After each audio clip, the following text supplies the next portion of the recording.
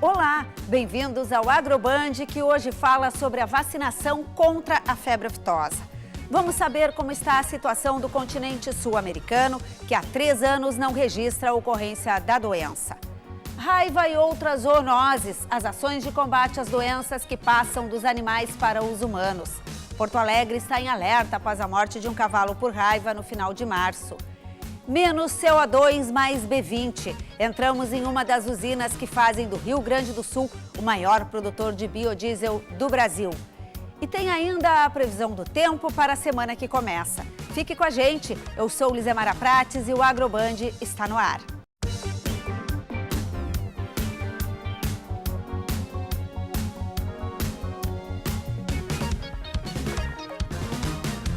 A gente começa o Agroband de hoje falando sobre biodiesel.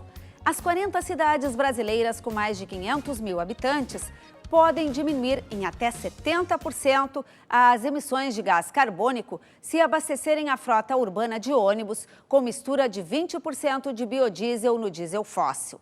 A União Brasileira do Biodiesel e Bioquerosene estima que 300 milhões de litros de combustível fóssil deixariam de ser consumidos, evitando a emissão de mais de 500 mil de toneladas de CO2 pelo transporte público dessas cidades. Para sensibilizar os prefeitos dos maiores municípios brasileiros quanto aos benefícios do uso de B20 pelo transporte público, o Brabil e Embrapa Agroenergia realizam em Brasília, no dia 21 de maio, o seminário B20 Metropolitano, Mobilidade Sustentável para as Cidades Brasileiras. Hoje, o percentual de mistura do biodiesel é de 7%. O Rio Grande do Sul é o maior produtor de biodiesel do Brasil. Quase 30% do total produzido no país sai das 9 usinas do estado. A cada 5 minutos, uma carreta com soja é descarregada. O grão é a matéria-prima de mais de 70% do biocombustível produzido no Brasil. Nesta fábrica em Canoas, na Grande Porto Alegre, são quase 1 milhão de litros por dia. Há 2 anos, a empresa deixou de fabricar óleo de cozinha destinado à exportação para se dedicar exclusivamente ao biodiesel. Precisamos de 20 a 30 caminhões, carretas, bitrens diários para a retirada da produção de biodiesel. 60 novos funcionários foram contratados para trabalhar na produção e pesquisa do combustível de origem vegetal, usado desde 2005 em veículos brasileiros. Nos primeiros 2 meses deste ano, em todo o país, foram entregues quase 600 milhões de litros às distribuidoras, 32% a mais que no mesmo período de 2014. Desde o ano passado, o diesel brasileiro tem adição de 7% de biodiesel. Os fabricantes de biocombustível querem aumentar ainda mais o percentual de mistura ao óleo diesel tradicional feito com o petróleo. Hoje, as usinas no Brasil operam com somente 60% da capacidade. Nós vamos continuar aumentando. Nos grandes centros urbanos, pelos reflexos positivos para o meio ambiente, para a saúde, haja mistura obrigatória de 20%, é o chamado B20 metropolitano.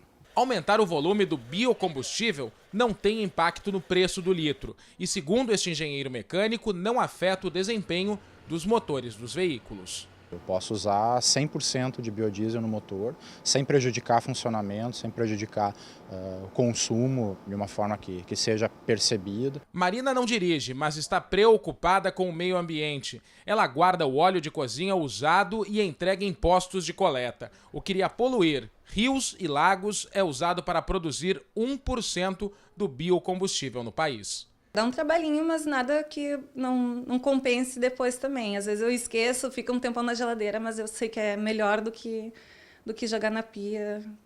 Pode ser, o prejuízo pode ser maior. Técnicos da Vigilância de População Animal da Secretaria de Saúde de Porto Alegre vacinaram neste mês cães e gatos no bairro Belém Novo, zona sul da capital. A vacinação antirrábica foi feita por causa da morte de um cavalo por raiva na região no final de março. A doença pode ser transmitida ao homem pelo contato direto e mordedura de animais. A raiva é apenas uma das zoonoses, doença que passa dos animais para os humanos.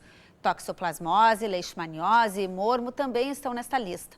E para falar sobre as zoonoses e como fazer o controle das doenças, está aqui no Agroband o vice-presidente do Conselho Regional de Medicina Veterinária, José Arthur Martins. Bom dia. Bom dia, Elisemara. Bom, a gente falou aí de raiva, de toxoplasmose, entre outras doenças. O que são exatamente essas zoonoses? Bom, na verdade, as zoonoses são, como tu mesmo já disseste, né, são as doenças transmitidas dos animais para os homens. E, segundo um levantamento da Organização Mundial da Saúde, inclusive, 60% das doenças que afligem, vamos dizer, os homens, as pessoas hoje, todas elas são zoonoses. Então, nesse contexto, né, a gente vê o quanto é importante a presença e a participação, às vezes, do médico veterinário na contenção, não só na contenção da doença, mas na contenção da transmissão, né, de doenças dos animais para os homens. Essa transmissão, ela pode se dar diretamente no convívio com o animal ou na ingesta dos alimentos? Ou através da ingesta. Nós temos casos aí, e vamos pegar um exemplo que assustou muita gente durante alguns anos atrás, que foi o caso da vaca louca, né? Em que a transmissão poderia ocorrer, né, e nós tivemos alguns casos lá no hemisfério norte, através da ingesta de produtos. Nós temos aí depois, nós temos a brucelose, nós temos a leptospirose, nós temos salmoneloses, enfim, a gama, né, de possibilidades do homem, né, adquirir uma doença de uma zoonose é muito grande e como tu disseste, pode ser tanto pelo contato animal-homem, como também do produto de origem animal, quando ingerido pelo homem. E que cuidados são necessários para evitar essa transmissão? Por exemplo, ferver o leite. Eu sou de um tempo em que se fervia o leite, mas também não tinha o leite longa-vida. Isso mudou um pouquinho depois que surgiu essa embalagem, mas em alguns lugares ainda se ferve o leite. Sem dúvida nenhuma. Claro, o leite de caixinha, né, como é o conhecido, hoje ele é de uso comum nas grandes populações urbanas, principalmente. Mas lá no interior do nosso estado, lá, né, no interior dos municípios, ainda existe o hábito do consumo do leite in natura. Esse leite, né, muito embora hoje nós tenhamos um sistema de controle, de prevenção, principalmente usando o caso da brucelose, né, é necessário, sim, fazer a fervura desse leite para o consumo humano, no seu café da manhã, ou seja lá em que for. Então, brucelose, tuberculose, principalmente, são ainda doenças que podem ser transmissíveis, são transmissíveis, através da ingesta, né, através da alimentação. E o leite é um bom exemplo. E falando de carnes, por exemplo, se diz que tem que cozinhar muito bem a carne, se for assada, tem que ser bem assada.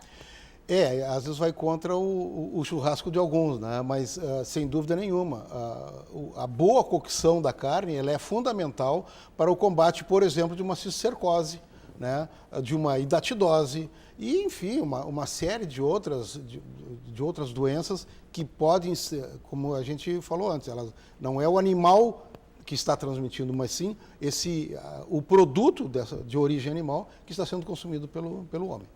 E se a gente for para o convívio com os animais domésticos, os cães, os gatos, também são necessários alguns cuidados nesse relacionamento para evitar as doenças? Sem dúvida nenhuma.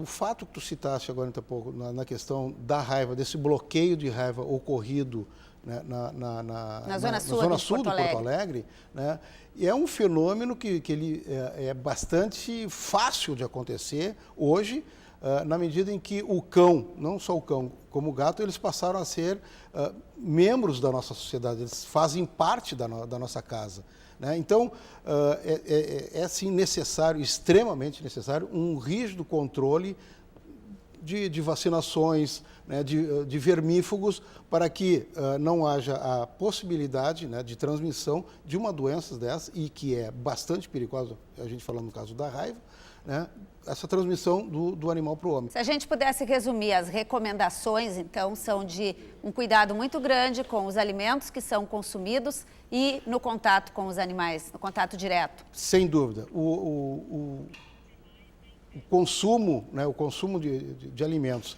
tratados, né? E o tratamento e o bem-estar, vamos dizer assim, o bem-estar animal desse nosso pet, tanto do nosso cão como do nosso gato, né? Ele deve ser, sim, acompanhado de muito perto, eu digo, por um médico veterinário, para que, né, até para zelar não só pela saúde do animal, mas indiretamente zelar pela saúde do homem. Sem nenhum exagero. Os exageros não são bons de nenhuma parte. Exatamente. Muito obrigada. Conversamos com o José Arthur Martins, que é o vice-presidente do Conselho Regional de Medicina Veterinária, falando então sobre zoonoses. Há produtos que são consumidos em épocas específicas do ano, como o inverno. Um deles é o pinhão.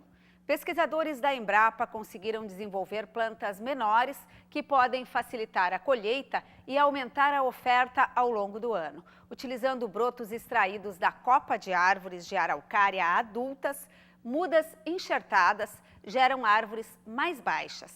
Os brotos enxertados têm a idade ontogenética da árvore de onde foram coletados, então vão se comportar como plantas adultas. Normalmente, a araucária começa a produzir pinhões quando alcança de 12 a 15 anos de idade e pelo menos 8 metros de altura. Com a nova metodologia, as árvores começam a produzir a partir do período entre 6 e 8 anos, com altura entre 2 e 6 metros. Com a adoção dessas mudas, os produtores poderão investir na formação de pomares de pinhão como uma fonte de renda na propriedade rural. A gente faz um rápido intervalo e na volta, febre aftosa é o nosso assunto.